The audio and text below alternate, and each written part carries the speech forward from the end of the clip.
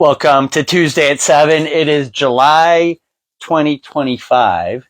Crazy. I mean, I don't know how years fly by. I don't know. It's just like you wake up one day, it's Christmas, and then all of a sudden it's July. Yeah, exactly. You're cold and then you're sweating. That's Ohio for you.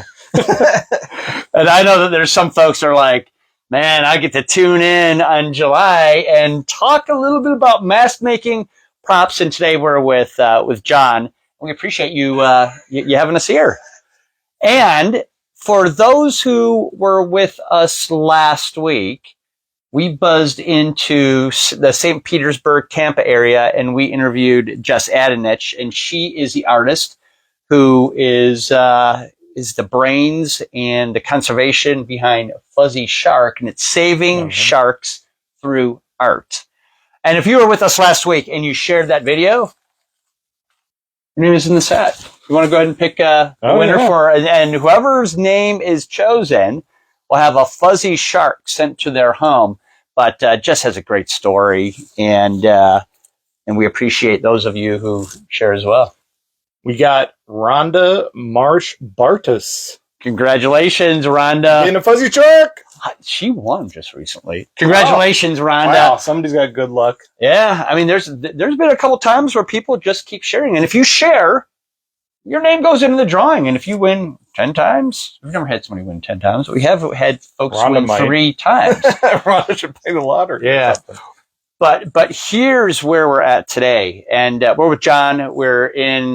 This is my haunted library. Your haunted library. And we're going to be talking about a lot of things here. But the magic behind Tuesday at 7 is that we encourage folks to share. In the very bottom left-hand side of your screen, there's an arrow. When you press that arrow, we know it. And then next week, when we meet again, you'll do another drawing. And if your name is drawn, you'll get the opportunity to win a hand-carved... Oh, you got it. Yep, a hand-carved pumpkin. Jack-o'-lantern. Yeah, and it's got Dracula on it. And I carved it many, many years ago, and it's going out of my collection into yours if you win next week, Rhonda. Yeah. So you put a light in it, and when it illuminates at night, and you won't ever have to carve a pumpkin ever again. It'll last forever. It's got to be 15 years old, and Dracula's face will look at you forever. And I'll sign the bottom of it, so you know it's legit. Yeah. Well, thank you. This is generous for sure. But I know that those who may not have joined us before, we encourage you to put comments right in, or ask a question or drop a comment right in there. Yes. We have Craig, who's keeping an eye on those items. Thank you to David Obney for the introduction, who is here with us as well.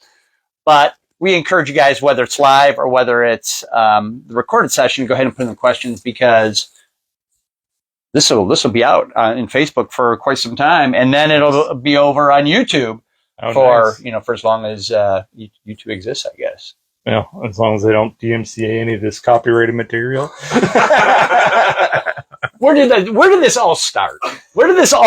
Because you've got some skills and you've got some time put into this. Yeah. So tell us where it started. It started with me sitting on my dad's lap as a child watching probably Big Chuck and Little John and Superhost. I'm sure most of the people that watch has got to be local Ohioans. The Ghoul and Ron Swede when he was still in Ohio. Watching those weekend shows. Watching. He's not showing me anything too bad. I did that on my own, watching the Friday night Big Chuck and Little John show and the Ghoul when they started showing some of the scarier stuff. I've gone back into the Internet Archive and pulled up some of those, and I was like, wow, I can't believe I watched The Beast Within for the first time in 1982 on Big Chuck and Little John. And even though they cut out some of the gory stuff, that transformation scene ruined my life, and now I own 3 heads from Berman's mold because it was life-changing for me. And that's the kind of thing where it's got me started with it. And going into stores like Mr. Fun's Costumes back in Stowe when it was on Wyoga Lake Road and stuff, got me collecting this stuff because I couldn't afford it back then. And then I grew up and met one of these mask makers and wanted to do it. I got in the concrete business when I was like 12 and learned how to make latex molds for concrete. It was 12 years old and wasn't even supposed to be working, and I was breaking my back lifting molds and filing concrete, and you'll see there's concrete tombstones in here and stuff. So I learned how to do that right away. I just wanted to get my hands in it as soon as I could. And the first thing I ever got dibs on when my grandmother passed away at 8 years old was this skull here. What his name is George. All right. And now the oddities community wants these things. And, being an 8-year-old, I didn't know what it was. I just thought it was really cool. And he comes with a nose and a mouth and eyes and ears so you can sculpt on him. And heavy duty. Oh, yeah, he's made of magnesium. Oh. Which I didn't find out until I met a guy who runs a it is so it is hollow. Yep. And, you can see there's a hole in it because, we did some damage to him over the years using him for home haunts. And I got his box and everything. He's still complete. So morticians would use him to reconstruct faces, and I didn't know that until I was older. All I cared about was I'm going to learn how to sculpt monster faces on them. And that's exactly what I did. So my grandmother passed away. They gave all her stuff away. And I said it was my grandmother's brother's. He was a mortician, and it came with like the toxic, powders and clay and everything. My mom, first thing she did was like, yeah, we're throwing all that out. We're going to go to the art store and get you stuff. And I have photos of my first sculpts on it, which kind of look like a terrible Freddy Krueger, because that was like one of the first things I wanted to try to do.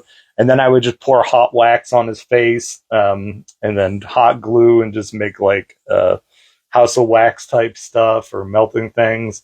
And then he stained permanently with like red and stuff on it because he would just get covered in fake blood, and we'd leave him outside, and he would, thank God he never rusted or anything because they're worth quite a bit of money now. And people try to buy him off me, and I'm like, no, he's getting passed down. Not for sale. No, he's not for sale. No, it's going to my brother or sister or whatever. Like they know the value of him in our family forever. That's like one of the few heirlooms that survived, but that's how he started. Yeah. And I would, and that is something that I think a lot of folks appreciate, right? Because this wasn't a click on, buy something on Amazon or YouTube and learn from somebody who's made mistakes. This is, we just grab a skull and we sculpt and we figure out along the way, and we lock up molds and we we put plaster, on our hands, and and we learn the hard way. Yeah. But good old school. Yeah. We get dirty. Yeah. The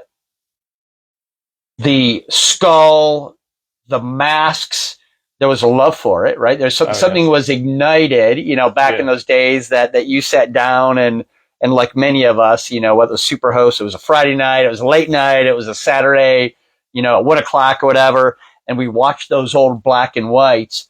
But there was something that, maybe it's multi-generational because you had a relative, that was a mortician. Yeah. What was the artistic piece of it, right? The wanting to create it.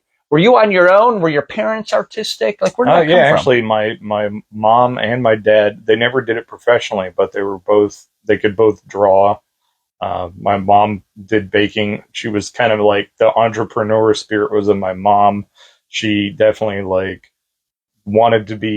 she was a great baker, and she wanted to do that for a living, but never got off her butt and did it. And unfortunately, she passed away, never realizing her dream. So I was always wanting to kick her in the butt and say, man, you should have just did that. You should have quit your job and just did that. So yeah, that was bad. And then my dad was always like a side hustler, like that concrete business I mentioned that he got me into. He used to make bird baths and statues and stuff on the side to make money for us for vacation. So when I was a kid, I did used to sit on his lap and we would draw the monsters, and I still have some somewhere put away. I'd just be like, draw the heads, start with that right away. Let's get the faces down. He'd be like, all right, who are we drawing? And then I would make him draw every version of Dracula, and every version I'd be like, I want Christopher Lee as Frankenstein. I want Q.E. Kingston as Frankenstein. I'm like, oh, if we're drawing the creature from Black Lagoon, you got to do the revenge creature. You got to do creature walks among us. You'd be like, oh man, because I got to get and then I would pick on every little dumb minutia of it. And I was just like, well, you didn't get the gills right on the creature walks among us. He's actually land breather in that one. And he's just like, already? It's and I'd get those famous monsters books out and stuff, and I'd be like, you know what? this isn't correct. You didn't do Return of the Fly. Its head's much bigger in that one, and just drive him crazy about that stuff. And at one point, I remember my uncle gave us his old Aurora models, which I wish we would have kept. But my mom, I begged her to the point where she was like, okay, I'm just going to give them to you. And she's like, you and your brother don't play with these things. And of course, we took them out in the backyard and they all exploded within 5 minutes. So, in retrospect, I would have loved, he's gone now, and I wish I would have had his really gory paint jobs he did on him and everything. But even those, I was just like, Frankenstein's face is wrong. That's a James Cagney Phantom on that. It's a little dumb details like that.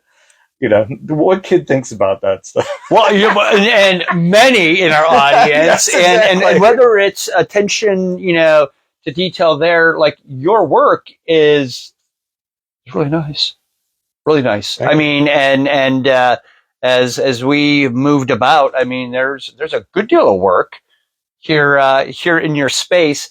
The cement.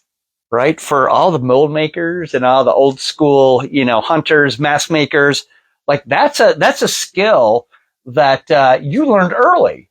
I mean, were you like pouring molds and making molds at an early age? Yeah, I would basically like go home like from these jobs and just like pass out dead and take whatever money I made, and it was off to the comic book store to get ripped off. It's just like, I just made like $2, and it's just, they were going to hustle me to, get to spend all my money. And they're like, yeah, kid, you can put this on layaway, this giant size X-Men, and, you can pay it off in a year. But it was such an earning thing when you finally got it. It was like, man, I paid that, what was probably like, seemed like $1 million back then. And then to sell it to go to art school, later, I'm sure I got ripped off again. I wish I would have had it now. I could have cashed it in and bought some more cool stuff. But. Yeah. I remember, I think, seeing some of these masks in my early years, right? Yep. In probably those molds are from the 70s. Early 70s, Mm-hmm. Hudson Haunted House. Oh, yeah, 100%. Hudson Haunted House. I have, you're going to be laughing about this, I have patches in the basement in my workshop here from the Hudson Haunted House, ripped off of people's costumes I bought off of eBay because I have a search going for it. I have black and white photos that were press photos of people wearing masks from the Hudson Haunted House. Do you remember the book that somebody put out for Z-Rock? Remember that metal station back in the day? There was 2 books that came out that a guy illustrated every scene, because I remember buying it back then, even as a kid with my own money. I have those books too. I have to dig out and show you. You're going to blow your mind when you see them again. Like the first time I got those in the mail, seeing all those cool scenes. That's when the Hudson Haunted House was amazing. It was like the best it ever was. Yeah, but back in the 70s and early 80s, I mean, it was the place to be. I tried to tell my wife how cool it was, and we went there, and there was like 2 scenes in it now. I'm like, what happened to this place? It used to be so good. And she was like, there was a kid wearing a mask, and it's all black now. I'm like, no. It used to be good. But yes, everybody wore those masks there.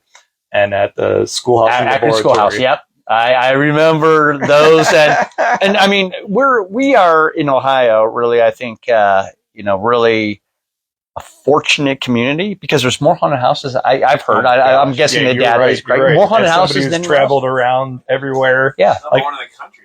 Oh yeah. Number 1 state in the country. We're so spoiled. Like when we go to we went to Halloween Horror Nights and we spent all this money to go there, and my wife and I were just walking around. We were just like, what is this? Like, yeah, it's cool. Like they put a lot of money into it, but like this characters just go, they're just like, they're like they don't even do anything. We're just like, you go up to Michigan to Erebus, like they put you in a room and they drop balls on you and the floor is falling out to you. You go to the Dent Schoolhouse in Southern Ohio and it's terrifying. Like It's really scary. Like you walk through there and you're like, feel like you're in a real haunted, like old schoolhouse. Like, we have, the one in Canton, Factory of Terror. Factory of Terror as well. Longest, awesome. Like we even went for St. Patrick's Day, and they did a great job for it. Like there's so much good stuff here. And we went to the Halloween Horror Nights. We're like, what are people doing? You could take your money and go to like 50 haunted houses for the price of that. Yeah, exactly. You could do a tour of Ohio. Like we went to Fear in Columbus just by accident, and I was like, wow, they do a really cool job with like loud sound and like just blasting sound at you and lights and stuff like that. And it was in a strip mall. Yeah. And I didn't expect anything because they were doing goofy stuff in the parking lot that seemed like a bar mitzvah or something. And I was like, this is going to be dumb. I'm going to hate it. Like, I'm all like on my arms folded. And I walked in there. I'm like, you know what? They actually did a pretty good job. I was like, so Ohio's game is way high. So. Yeah. I mean, and what a great place to apply your trade to, which is, I asked you before, mask making, prop making primarily? Mm-hmm. Yep. Right? Yep. Bust making. Is this one of yours? Yes, it is. This is the first mask I ever made 20 years ago now from the movie Demons. This is the backburster demon you see in the movie for 2 seconds. Leave it to me to make something nice and hard. I'm like, I'm going to make something I want. And at the time when I made it 20 years ago, the only images you really had were like the VHS cover, the poster for it that it's on, and like the stills you'd get off of the Anchor Bay DVD at the time. So it wasn't even a Blu-ray. It wasn't even good quality. So to make it off of that back then, like, people are spoiled now. Now you got a Blu-ray, you got behind the scenes stuff, you got all this thing. And it's funny because, like, I'm pretty happy how it came out back then. I'd ordered the Monster Makers kit. Yeah. I was living in Philly at the time, but I still ordered everything from Arnold from Monster Makers. Got the kit, had that stupid single action airbrush, didn't even have anything good yet. Were you dialing it? Yeah. The Fachet? Yes, you know it. The Type A. Yes. Yep. Terrible. I did do, for my first try, I was ambitious. His horns are resin, his teeth are resin, so I'm like, I'm going to get fancy on my first time. Upper and lower teeth are resin, his horns are resin. Started doing hair right away, so I'm going to make more work for me. He's very thick. He's held up pretty well he has for 20 years? For 20 years. Yeah, he's like, he's yellowed and stuff a little bit. His eyes used to be red and they've turned, so I'm sure I used some terrible gloss. I could see like flaws on it. Like my seam job was not good back then. And you laid the hair too? Oh yeah, I did the hair work and everything. So I mean, for first mask, I'm like, this turned out pretty well. I still make them to this day, but we made the mold way too heavy, so it slipped off the bucket, and now they are about cut down to about here now. And because the Blu-ray now, I paint them a lot better, and people still want them because it's a movie that's made its way around on like Shudder and Blu-ray, and I don't know who put it out now, one of the big movie companies, and now everybody wants it. Back then, like trying to get $300 20 years ago for people, like, I don't know if I want to spend that much for it. Now I can get way more for it. So I don't know. Maybe I'll convert it to resin and fix it up. I could see the flaw in its nose here where it was dented in, and I was just like, I'll just stick some glue in there. But I don't know. I like having I don't have anything that I really like sculpted or made outside of like this and the Morlock and some other things I sent you where it's like, I don't really want to keep my own work for the most part, Just push it out. Yeah. So it's like, but the first thing I ever did, I'm like, I got to keep number one because it was in my promo photos and all that. And, the more yellow, it's like me, with time it ages and everything. I look back on it. I'm like, it's like we're kind of getting old together. It's like an old tattoo. Yeah. Instead of touching it up, you just let it get old. Yeah. So what we want to do is encourage people to ask questions, whether it's recorded or live here. Remember, in the very bottom left-hand side of your screen, there's an arrow. And if you share, your name will be put in a drawing next week. And if your name is chosen, you get a hand-carved Dracula pumpkin. Jack-o'-lantern from John as well. And he's going to sign it before we take this out of here and get it to you. House made a comment. Oh. Yeah. He said, "Hey, John, I spy Night Beast." Oh, yes, indeed. House, that Night Beast. So part of what I do and part of what I collect, one of the things that got me into collecting, one of the first things I bought was a Dead Nate from Creepshow. And one of the things that got me into collecting, especially masks, was anything from original movie molds. Oh. And anything I can get from original movie molds, like the creature up there, the underwater creature head, anything I can convert to see what else is in here. I'm like, what else will I have for movie molds? Most stuff's downstairs. But anything I can get from movie molds, I want to preserve it. And this is actually a future business idea I'm working on now. And even Rick Baker's done this with some of his stuff. And I have 2 pieces of his I'm trying to preserve as well. So that Night Beast, and I'll take him down so you can see it, is from Don Dohler's 1982 original movie mold. And I was able to restore it and mold it and keep it forever because Don Dohler is no longer with us anymore. And if I could get more of his stuff and save it, I would. And now I'm looking into possibly starting a 3D scanning business for that exact same reason, because I have hundreds of molds and I want to be able to scan this stuff and be able to make it different sizes and archive it, and then also offer that service to other people, other artists, because I'm not afraid of technology. I think we should all embrace it, because if this is all gone tomorrow, I want to pass it on to the next generation and help my other fellow artists. And everybody I've talked to about this is like, yes, let's do it. Like, and Rick Baker did it with all his stuff as well, because he doesn't want to see that go away either. So if an old timer like him wants to do it, a middle timer like me is on board with it as well. But bring that out. A Night Beast. So yes, I tried to match the movie, and the cool thing about it is right on the back, you'll see it says 1982 and Don's name right on the back of that by hand. It probably might even look better than it did in the movie, but he's missing some more of his inner teeth if you watch the movie, but it's pretty close. Yeah. You see, you went to art school. Yes. Did you study mold making, mask making? Nope.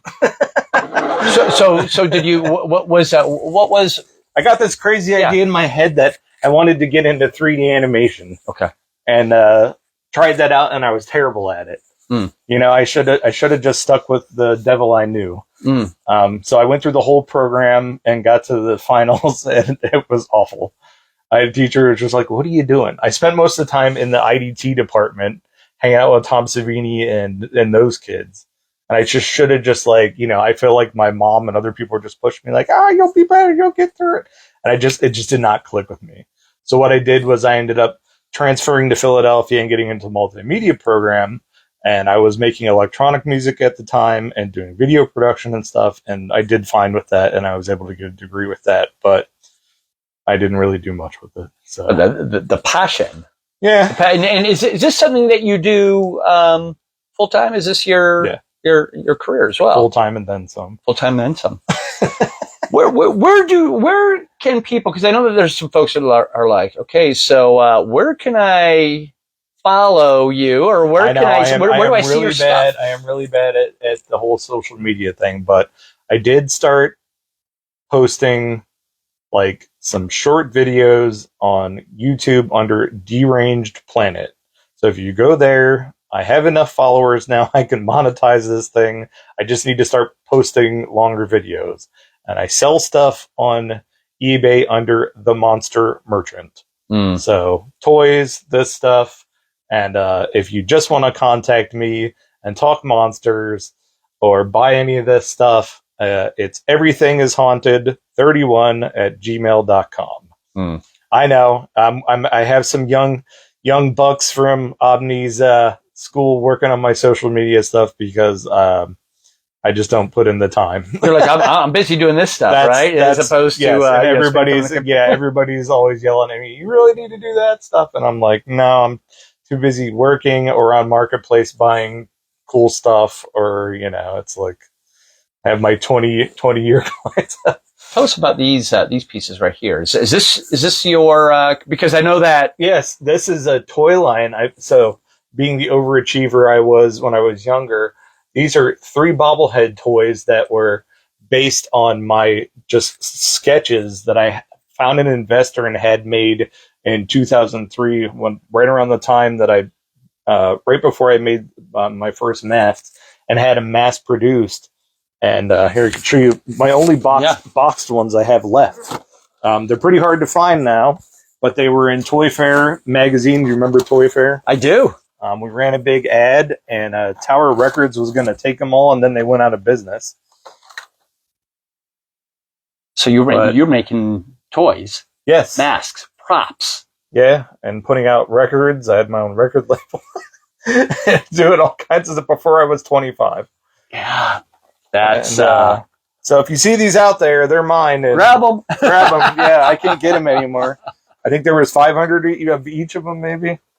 That's kind of the guy from Toys Time Forgot had one in his window. I was like, oh, I made those. But yeah, I mean, and if you look on the back of them, my name's on them. And the bobbleheads. Yep, and they're hand painted and handmade in China. Was that something? Pre-tariffs in 2003.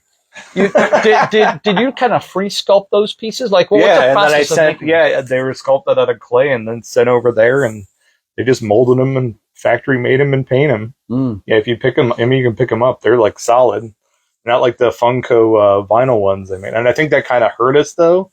Like if vinyl was cheaper back then, I definitely would have gone that route because of the weight of those things. Like they cost a fortune to ship over here. Yeah. I remember I was living in an apartment at the time, and a truck just came and drop shipped them, like at our garage we had, and they're just like, so we put these all here on like a residential street in Philadelphia. And we were just like, oh my lord, we had nowhere to store them at. Like I just do things and think about the repercussions later. Yeah. Dave and Craig, feel free to throw in questions as well.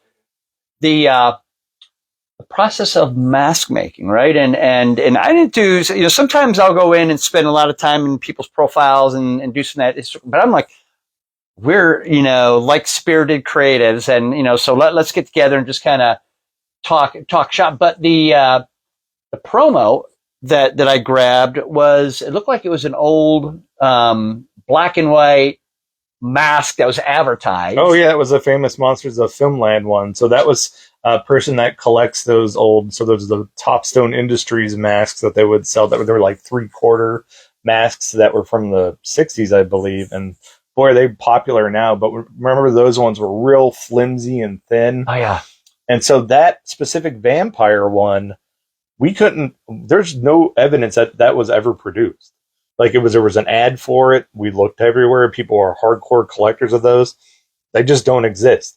So somebody's like, yeah, can you make this off of just, once again, like a weird thing like this? Lucky me.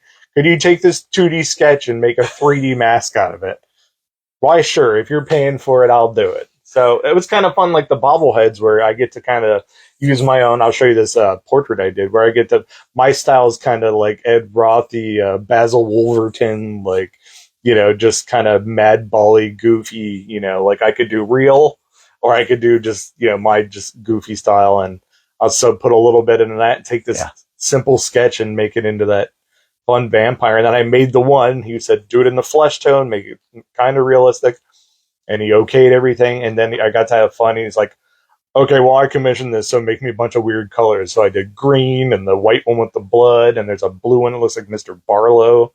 So there's like 5 or 6 of them, and then I put them up on eBay a couple times, and people who collect the Topstones were like, "Oh man, that's that one from that ad," and like make me a few of them. And I'm just like, people wanted it, okay.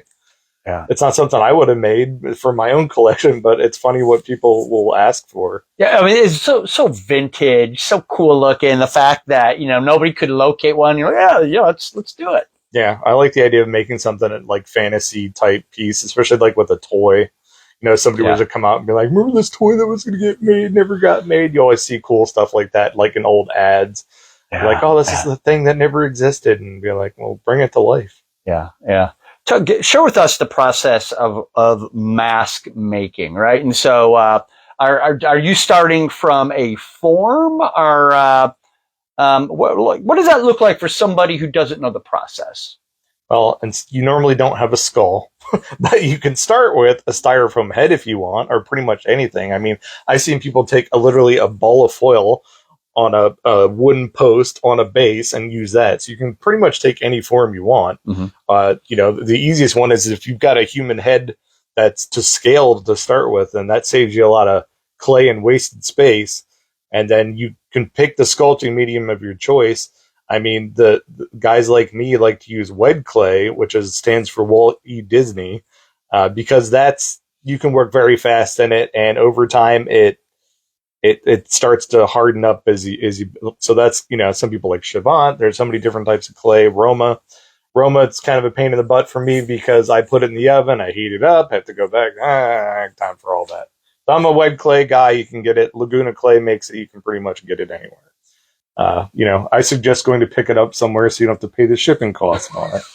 and we're fortunate. I mean, I every few years I go out and I refresh my stock over at Monster Makers. You had mentioned before. Yep. That we get my UltraCal, get my fill up my car. So if you got some ceramic supply, I miss having one near me. Like when I was in Philly, I was just going to get 100-pound bags of it in buckets and break it into 50s and take it home. Yeah. There was a ceramic supply place in Ravenna that closed. RIP. I miss that place. So you're going to need that, and then you're going to need UltraCal 30 at least to make your mold. I honestly, if you're going to start out, that Monster Makers, the handbook, the basic kit it's nothing to sneeze at. It's killer. Cheap. Yeah, it's. I still have the book over there, and if I was going to tell someone to get it, it's the cheapest way to start, and it's the easiest way to start. So with John, with my students who are super interested, and I have several, right? Yeah. Who really want to get into this, go to Monster Makers and get that basic kit, and it's going to be enough for them to learn a lot. You're looking at it. All right, that's fair. I feel like if you have the talent, I can't give you talent. If you have the skill, you can definitely learn that way. I know a lot of people are doing 3D sculpting now, and like I said, I don't have the brain for it. So you have to have. I might now, because the 3D modeling software I was using back in 1999, like 3D Studio Max, was so antiquated. Like I was taking a mesh ball and trying to turn it into that, and it was just not going to happen. So have you messed with Blender at all? No, so I might be able to use Blender. So it's different. Yeah. And I'm open to it, because my back is toast from doing this for 20 years. And so I like the idea. That's why I said I like the idea of 3D scanning something, or maybe something I have is damaged, and bringing that into a program and fixing it up, and then printing it out while I'm working on something else. I love the idea of taking the new technology, the old technology, and building a better mousetrap. Let's do it. I'm all about that. The people who are just no, that's no good, have no idea what they're talking about because they haven't used it. It's just another tool in your tool belt. Let's go. I know there's a lot of people here that understand the process of mask making, and those that are on the front end are just I'm more interested. So you're gonna sculpt on that base. You use wet clay, which is kind of a water-based clay, so you can move fast, right? Yes. You can create it. Once you have that or the head or the bust, right? Once you have that, and then you're using UltraCal. Yep. And UltraCal 30. UltraCal 30, yeah. To be more precise, UltraCal 30, and you're making a mold. Are most of your molds 2 parts, 3 parts? Single mold. Yeah, this guy was a 2-part at the time. But like I said, I did the horns and teeth. Those I did. You can do them out of latex and do it the same way if you don't want to get into the minutia of getting into resin. But the reason you do those separate is because these teeth, for example, and the same with Night Beast, his teeth are actually rubber. So, you can definitely, they're latex. You can do it the same way. The reason you do those separate, because of undercuts. These right here, see there's an air bubble in his tooth right there. Mm-hmm. You're going to have a bad time trying to cast those teeth in his mouth. They're not going to come out unless you know what you're doing. You're going to have big holes in the tops of those teeth. So the best thing you could do is make them separate, make separate molds for them. Same thing with these horns, separate molds, cast them separate, glue them in later. Make yourself have a better life. You'll be a lot happier. So 2-part mold, cut down the back of the head, so you're going to front make of the head. A dividing wall, right? Very important. Make a dividing wall with clay. Yep. About 2 inches high, and usually on the back, you'd start with the back half first, and you're going to want to make registration notches with clay on the back of it, because if you don't, your mold's not going to line up right, and your mold's going to leak. Yep. And then you're going to have a bad time again. So they key together. And Exactly. And as soon as you kind of dig in to the book or into stuff, you'll see about those registration, or those keys, right? Yep. And then when you go to do your second half, in that book, they're going to tell you the most important thing that you're going to do when you go to do your front half is to Vaseline that back half of your mold. Because if you don't Vaseline that cement, that UltraCal on the back, it's not a 2-part mold. It's now a 1-part mold, and it will never pry apart. And that's a fatal mistake. And I've never done it, thank God. But I can only imagine what a nightmare that will be. And then you do your front half, and that actually goes pretty quick once the back half is done. And and then the other thing we didn't mention is you end up cutting up and laying strips of burlap inside it. So you do a few coats of the ultracal over the mold, and then you put in strips of ultracal soaked burlap throughout to give it strength in case you drop it like I did that one and the shoulder breaks off. But so if it breaks, it's kind of like a rebar, right? But a flexible rebar. So if it breaks, you drop it.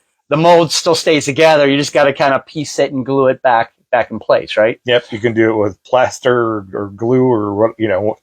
There's you just get creative with it. Yeah. Ideally, something that was porous enough that it's going to be able to let the latex breathe. So all of a sudden, we've got a mold. We got a mold. 2-part. Strap it together. Mold straps. Lay down. Yep. And then I do the old school brush coat in. Okay. Still with a chip brush to avoid any. If you look at these castings, are pretty clean. So if you do a brush coat, you're most likely to get any, because I've had, no disrespect to monster makers, but I've had some wonky latex from them sometimes, where if I just do a pour in, sometimes I get air bubbles. So if you want to avoid air bubbles, just save yourself the time. Brush coat, first half, second half, put together, see the inside of it, and then fill it and pour it up, fill it and let it dwell. And if it's a new bucket, it's pretty watery. I usually let it dwell at like 6 hours or so, and then dump it. And like this guy, I didn't know what I was doing back then. He's thick. That thing's thick as a brick. It probably was in there 8 to 12 hours easily.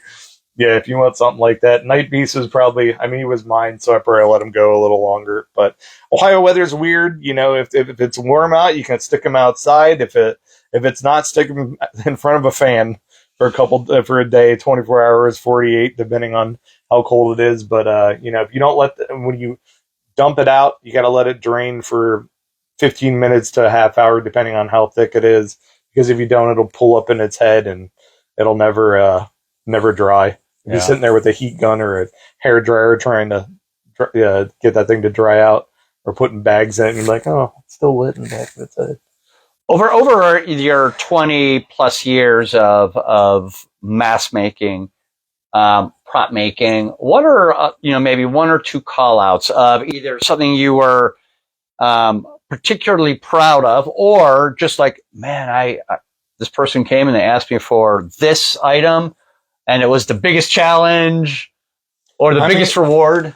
What are some of those? I've had a lot of famous customers, and one of the coolest things that ever happened to me was getting hired by Guillermo del Toro. I made him a spider head from The Thing. I made him a creature from the Black Lagoon head from the original land creature mold.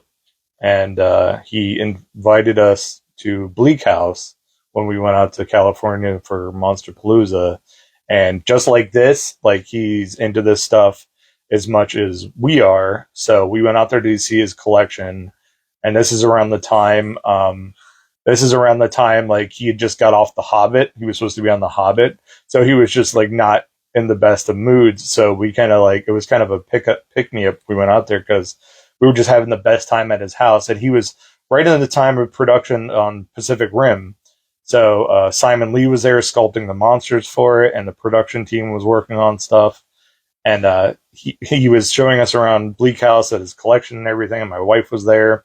And we were just looking at everything, and they're like, you got to go to meetings, you got to go, and all this stuff. And he's yelling at his assistant to shut up, and they're like, you got to go. And he was like, all right, well, I'll see you at Monsterpalooza or whatever. So I run into him at Monsterpalooza and introduce him to some friends. And he's like, well, how long are you in town still for? And I'm like, oh, we're going to be here till the end of the week. And he's like, well, come back over. We're going to finish the collection. He invited us back over again, and it was just me and my wife. His assistant wasn't there. One of the guys who worked on one of his other movies with him, I think about Devil's Backbone, who just spoke Spanish and nothing else, comes over. They get a drink together. He's like, oh, I'm going to go out to dinner with them later. We got to finish the collection. So we go through, looked at everything else, and we were there, we hung out with him for hours and stuff. Coolest guy ever. And if you see that Pan's Labyrinth piece right there, you'll see it signed. Oh. Yeah, he gave it to us before he left, and he signed a bunch of the Strain books for my wife. So you can pick that up right there and look at it. Oh my gosh. It's right next to you right there. Is it right here? Yeah. So he gave it to me on the way out.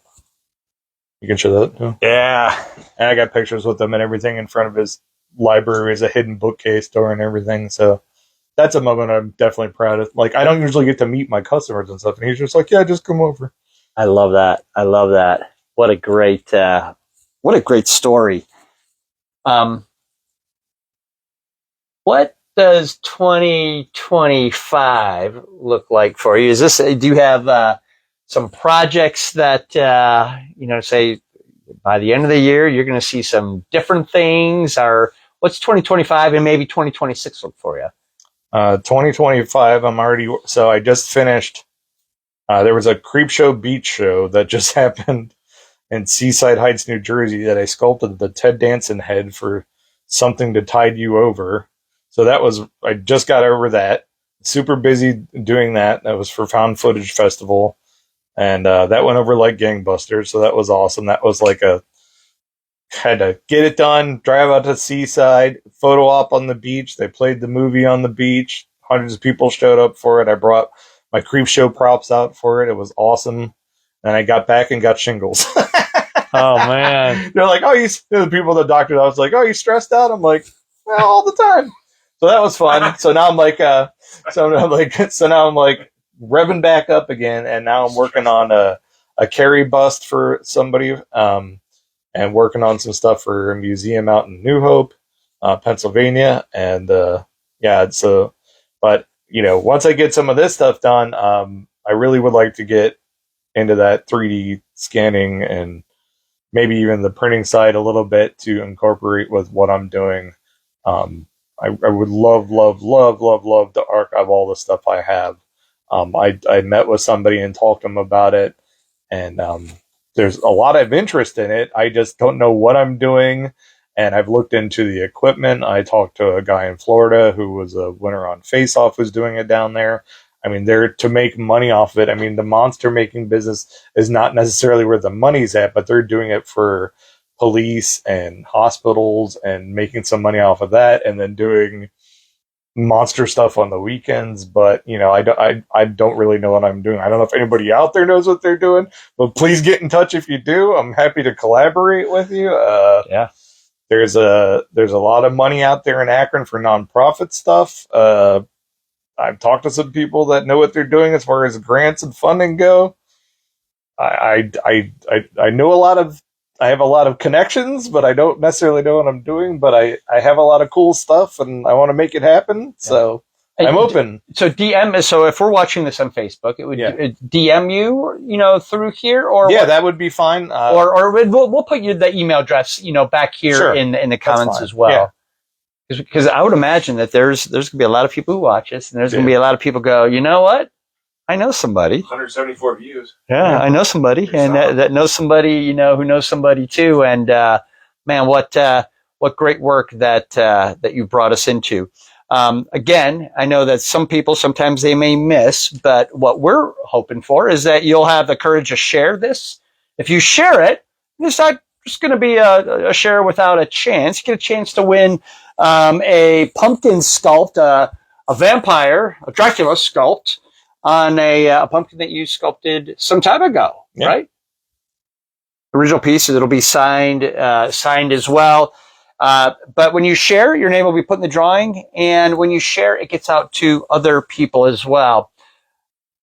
We have a lot of folks that may be just crossing the starting line. I know that David is working with a lot of students that are on the front end of their careers or their passions, and they're probably not lucky enough to have a to have a relative who was a mortician, right? Yeah. But they may be saying, I think that I want to jump off and do this, and I'm not talking about materials, but what would your instructions be for a young artist who's just getting started and going, I want to learn more about this? What would some of those what would your instructions be for those new artists? They have more resources than you and I ever had growing up. So all they have to do is go on YouTube and just start watching videos and just go to Hobby Lobby and buy anything, buy Sculpey, buy Airclay, buy whatever you want.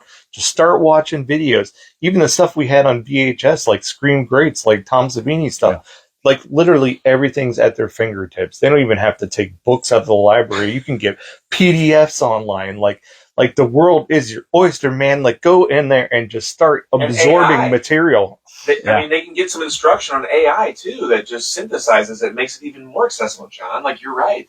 There's literally no excuse not to learn.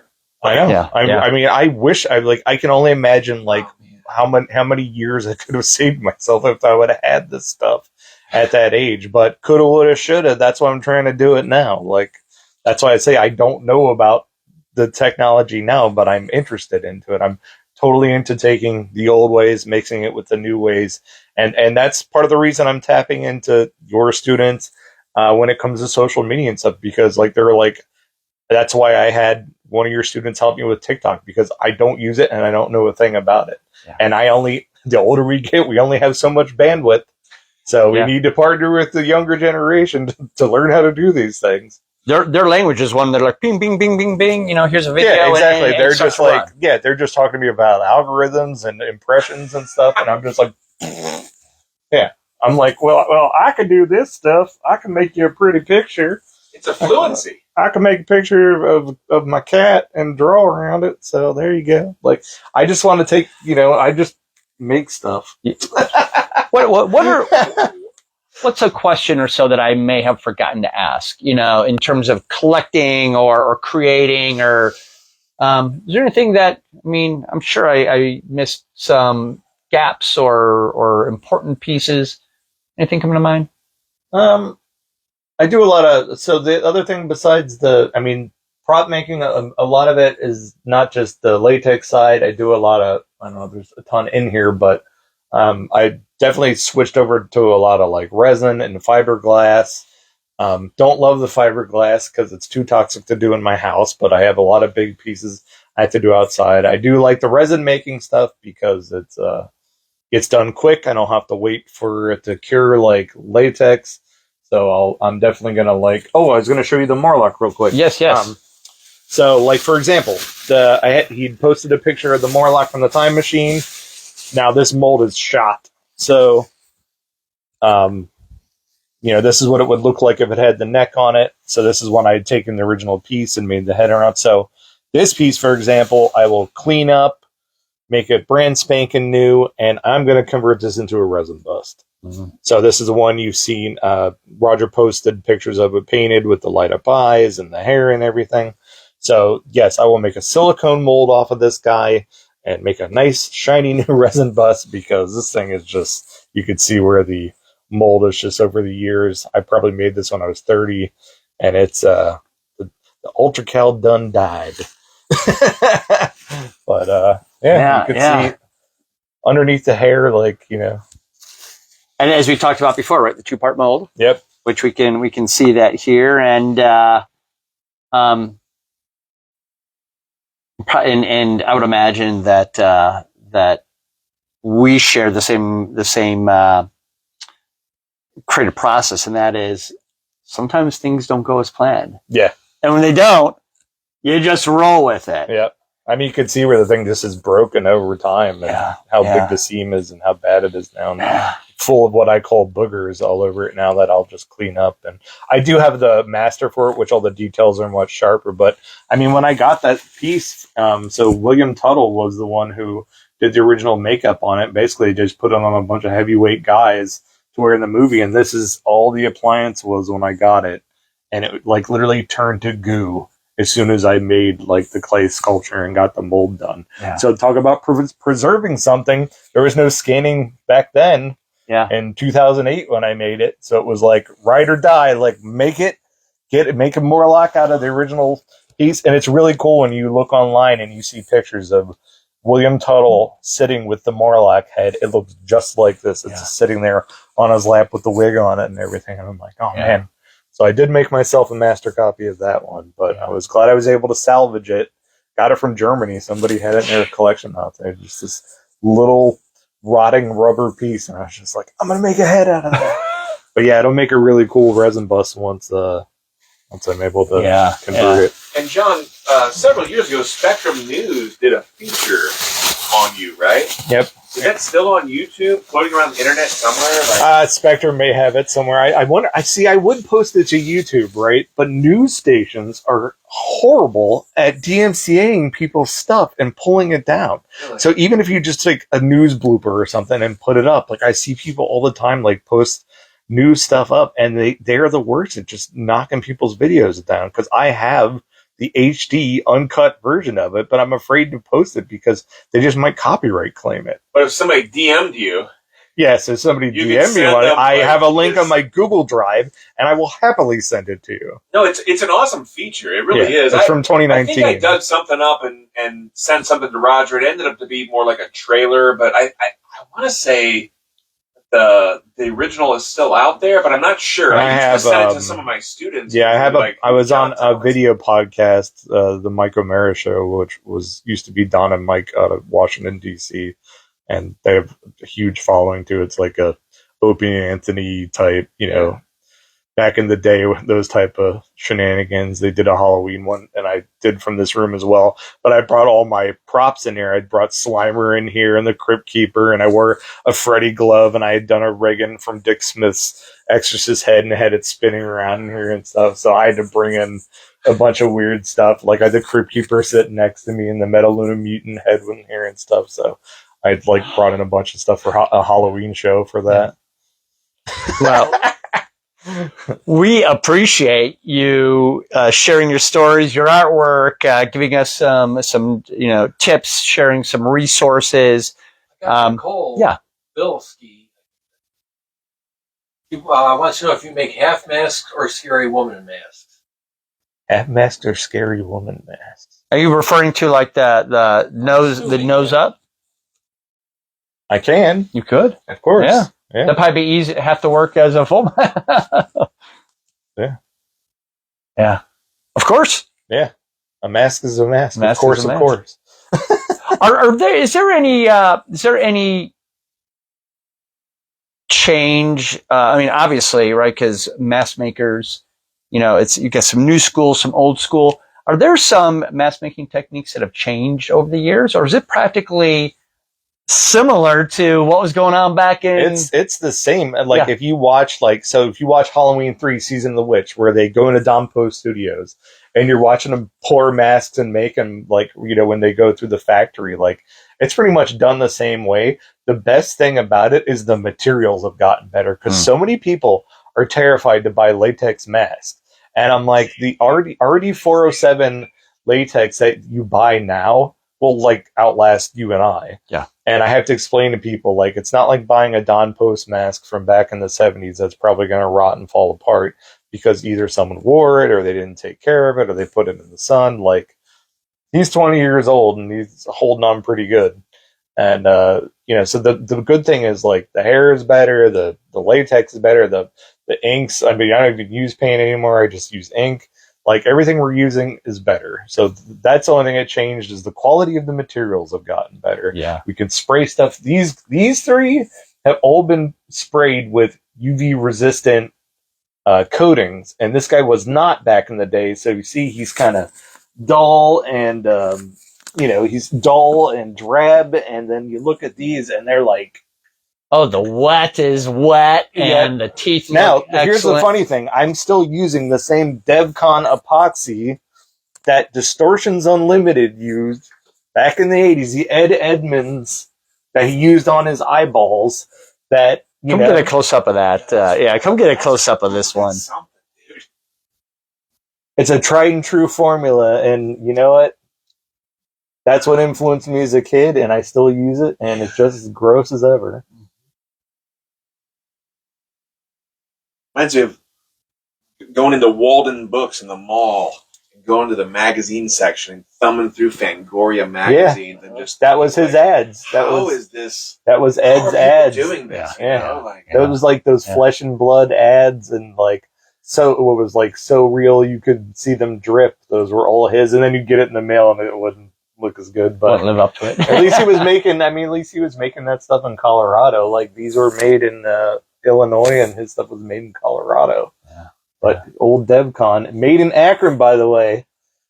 I didn't know that. Yeah, but you can't buy directly from them. You have to go through a distributor. It's so dumb. I wish I could just go buy it. I feel like Akron always suffers as the little brother or sister, the little sibling of Cleveland. But the art scene in Akron has always been incredibly strong, in my opinion. Yeah. A little smaller scale sometimes, but whether it's punk or haunt stuff or horror or theater, even like there's just such a strong art scene in the Akron area. Yeah. Which just lends credence to like Northeast Ohio is it a pretty great arts community. Honestly. Oh yeah. I mean, we're the epicenter for a lot. Oh yeah, absolutely. We're the epicenter for a lot, and but we appreciate you guys joining us here on Tuesday. John, thank you for bringing us into your haunted library, sharing with us your work. We're going to go ahead and put a number of ways that you can contact John, because you might know somebody that might collaborate and do some more great things. We appreciate you guys joining us again. We encourage you to share. If you share, we're going to go choose a winner next week, and if your name is chosen, you'll get a hand sculpt or a hand carved pumpkin from John, and we'll have him sign this before. And we appreciate you guys sharing with us. Catch you next week.